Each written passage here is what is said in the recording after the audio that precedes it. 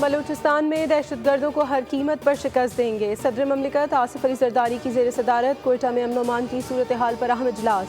बिलावल भुट्टो जरदारी ने खुसूसी शिरकत की।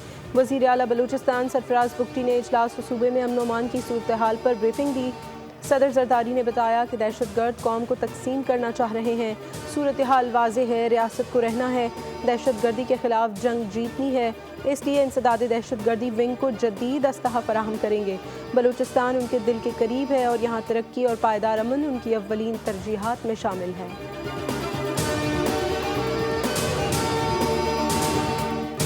वज़ीर आज़म शहबाज शरीफ 4 रोज़ा दौरे पर सऊदी अरब पहुँच गए। जद्दा में मक्का के नायब गवर्नर शहजादा सऊद बिन मशल बिन अब्दुल अजीज़ आल सऊद ने वज़ीर आज़म का इस्तकबाल किया। वफ़द में नायब वज़ीर आज़म इसहाक़ डार, वज़ीर आला पंजाब मरियम नवाज़ और अहम वफाकी वज़रा और आला हुक्काम शामिल हैं।